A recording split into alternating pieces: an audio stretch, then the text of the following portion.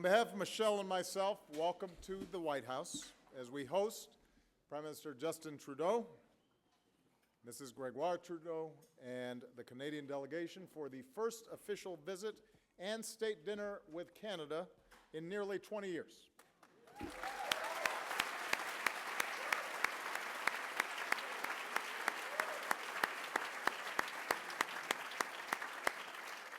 Now, we intend to have fun tonight, but not too much. If things get out of hand, remember that the Prime Minister used to work as a bouncer. This is true.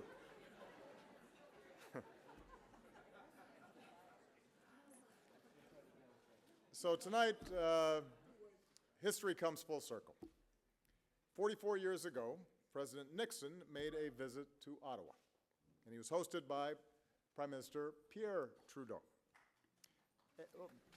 Deserves a toast. At a private dinner, there was a toast. Tonight, we'll dispense with the formalities, President Nixon said. I'd like to propose a toast to the future Prime Minister of Canada, Justin Pierre Trudeau. He was 4 months at the time. All these years later, the prediction has come to pass. Mr. Prime Minister, after today, I think it's fair to say that here in America, you may well be the most popular Canadian named Justin. It's possible.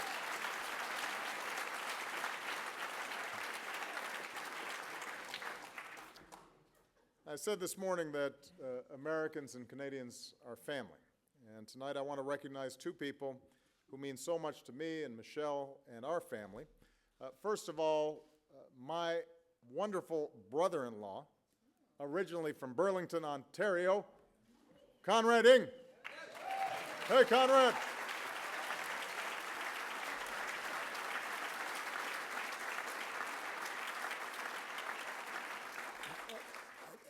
This is actually an interesting story, though, that I was not aware of. Conrad indicated to me when we saw each other this afternoon that part of the reason his family was able to immigrate to Canada was because of policies adopted by Justin's father.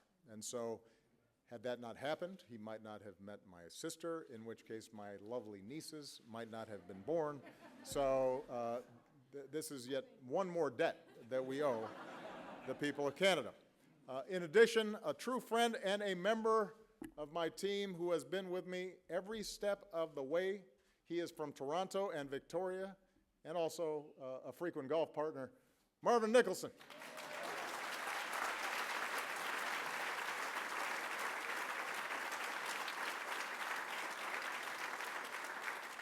So as you can see, they've infiltrated all of our ranks.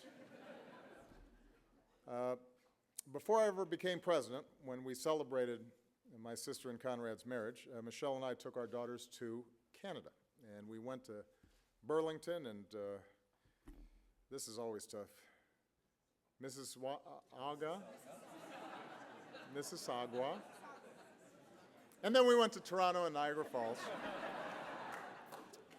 Mississauga. I can do that. And everywhere we went, the Canadian people made us feel right at home. And tonight, we want our Canadian friends to feel at home. So this is not a dinner, it's supper. We thought of serving up some poutine. I was going to bring a 2-4, and then we'd finish off the night with a double-double. But I had to draw the line at getting milk out of a bag. This we Americans do not understand. We do, however, have a little Canadian whiskey. That we do understand. This visit's been a celebration of the values that we share. We, as a peoples, are committed to the principles of equality and opportunity. The idea that if you work hard and play by the rules, you can make it if you try, no matter what the circumstances of your birth, in both of our countries. And we see this in our current presidential campaign. After all, where else could a boy born in Calgary grow up to run for President of the United States?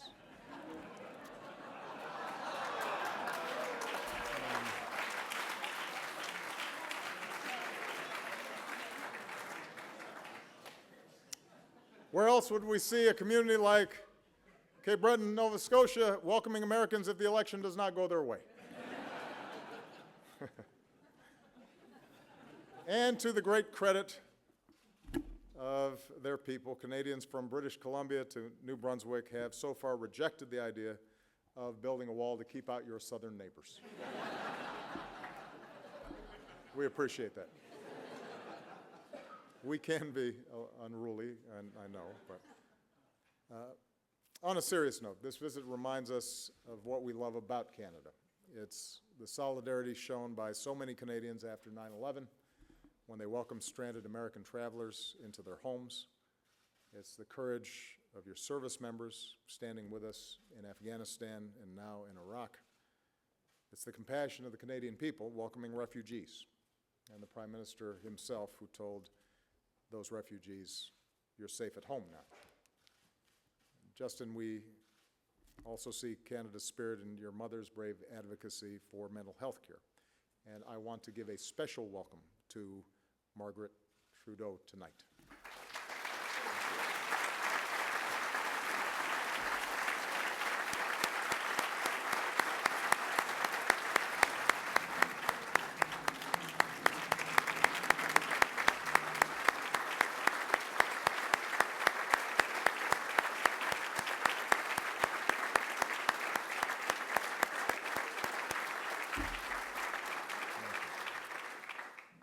And we see Canada's spirit in Sophie, a champion of women and girls, because our daughters deserve the same opportunities that anybody's sons do. And this spirit reminds us of why we're all here, why we serve. Justin, Sophie, your children are still young. They are adorable, and they still let you hug them.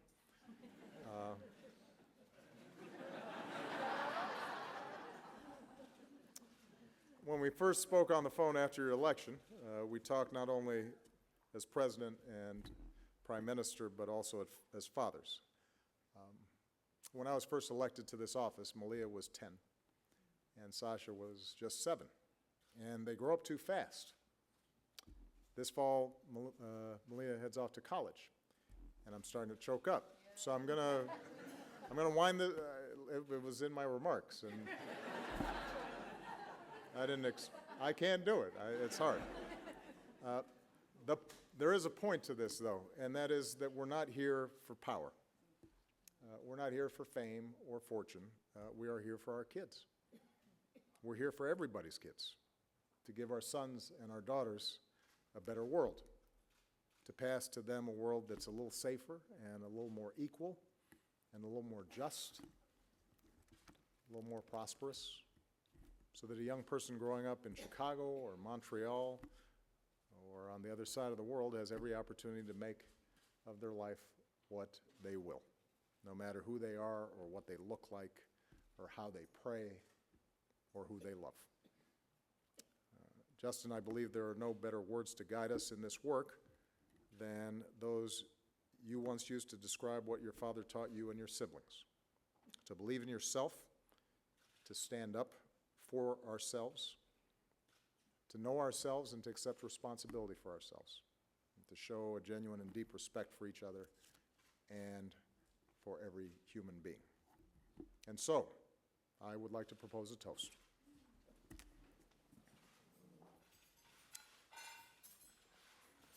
To the great alliance between the United States and Canada, to our friends, Justin and Sophie, to the friendship between Americans and Canadians, and the spirit that binds us together, a genuine and deep and abiding respect for each and every human being. Cheers. Cheers. Yep. You might need to stand up because you can't get in. Okay. All right. Got it? I'll just take his seat. I'll just sit in his. I'm That makes sense.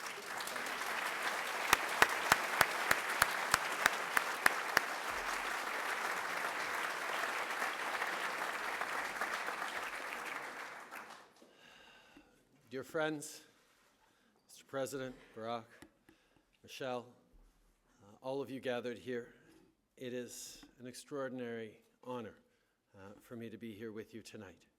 Thank you so much for the warm welcome you've extended to Canada and to the Canadian delegation and to Sophie and me personally.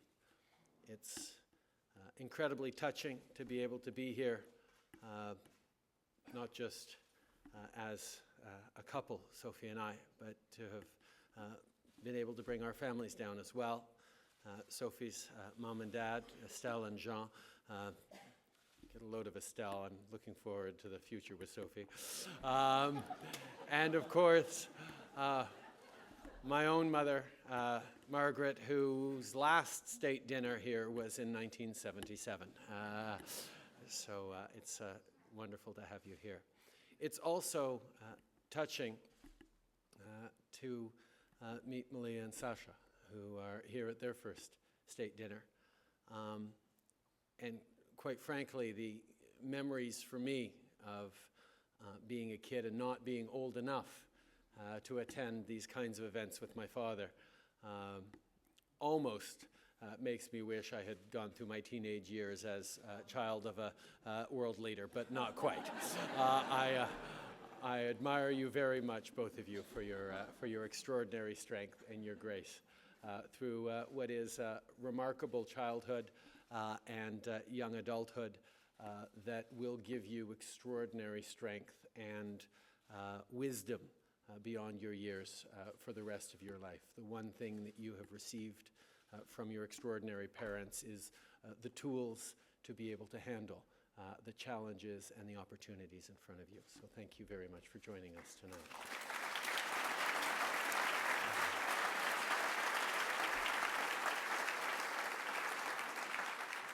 In thinking about what I wanted to say this evening, I came across a quote from President Truman, who shared these words with the Canadian Parliament nearly 70 years ago. He said that Canada's relationship with the United States did not develop spontaneously. It did not come about merely through the happy circumstance of geography, but was compounded of 1 part proximity and 9 parts goodwill and common sense. It is that enduring goodwill and common sense that I believe defines our relationship to this day. It's what makes our constructive partnership possible. It's what allows us to respectfully disagree and remain friends and allies on the few occasions we do. For example, I would argue that it's better to be the leader of a country that consistently wins Olympic gold medals in hockey. President Obama would likely disagree, and yet you still invited us over for dinner, because that's what friends do. Because, now that I think of it, we're actually closer than friends. We're more like siblings, really. We have shared parentage, though we took different paths in our later years. We became the stay-at-home type, and you grew to be a little more rebellious. I think the reason that goodwill and common sense come so easily is because we are, Canadians and Americans alike, guided by the same core values. Values like cooperation and respect. Cooperation because it keeps us safe and prosperous, and respect because it's the surest path to both safeguarding the world we share and honoring the diverse people with whom we share it. When it comes to security, for example, we agree that our countries are stronger and the world is safer when we work together. For more than half a century, we've joined forces to protect our continent, and we've been the closest of allies overseas for even longer, fighting together on the beaches of France, standing shoulder to shoulder with our European partners in NATO, and now confronting violent extremism in the Middle East. In every instance, we realize that our concerns were better addressed together than alone. And together, we have realized the longest, most peaceful, and most mutually beneficial relationship of any two countries since the birth of the nation-state. It's a relationship that doesn't just serve its own interests, it serves the entire world. Canadians and Americans also value economic interdependence because we know that it brings greater prosperity for all of us. Over $2.4 billion worth of goods and services cross the border every day, evidence of one of the largest and most mutually beneficial trading relationships in the world.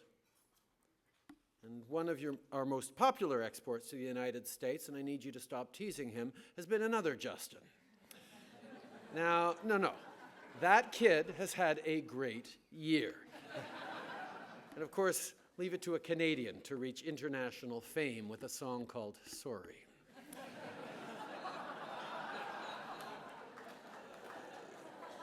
Together, Canada and the U.S. negotiated trade agreements that have expanded opportunities for our businesses, created millions of good, well-paying jobs for our workers, and made products more affordable for more Canadian and American families. We must never take that partnership for granted. I can promise you that my government never will.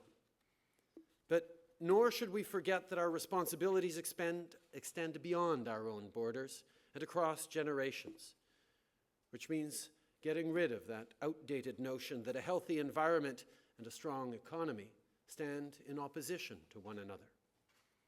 And it means that when we come to issues like climate change, we need to acknowledge that we are all in this together.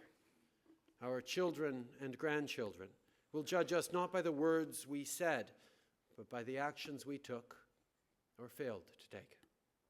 If we truly wish to leave them a better world than the one we inherited from our own parents, and I know, Mr. President, that you and the First Lady want this as strongly as Sophie and I do, we cannot deny the science. We cannot pretend that climate change is still up for debate. Voilà pourquoi je suis si fier de la stratégie continentale que nous avons négociée dans le but de nous attaquer à cet enjeu important. Il s'agit d'un plan pour faire de vrais progrès, un plan qui respecte la science et les scientifiques. C'est un plan qui va faire croître nos économies. Thank you, Mr. President, for your leadership, your global leadership on the pressing issue of the environment and climate change.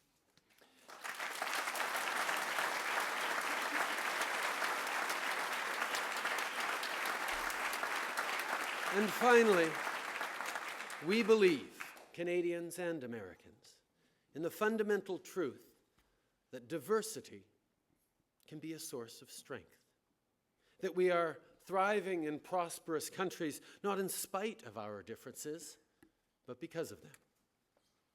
Canadians know this.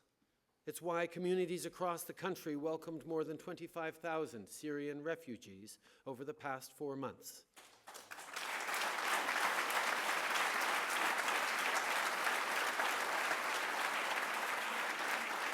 And not as visitors or temporary citizens, but as Canadians. But of course, Americans understand this too.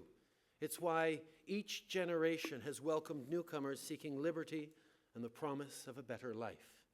It's what has made America great over the past decades. We know that if we seek to be even greater, we must do greater things. Be more compassionate, be more accepting, be more open to those who dress differently or eat different foods or speak different languages. Our identities as Canadians and Americans are enriched by these differences, not threatened by them. On our own, we make progress. But together, our two countries make history. Duty-bound, loyal, and forever linked. Whatever the future holds, we will face it together. Neighbors, partners, allies, and friends. This is our experience and our example to the world. Barack, thank you for all that you have done these past 7 years to preserve this most important relationship. May the special connection between our two countries continue to flourish in the years to come, and may my gray hair come in at a much slower rate than yours has. And with that, on behalf of 36 million Americans, I propose a toast to the President, to the First Lady, and to the people of the United States of America. Cheers.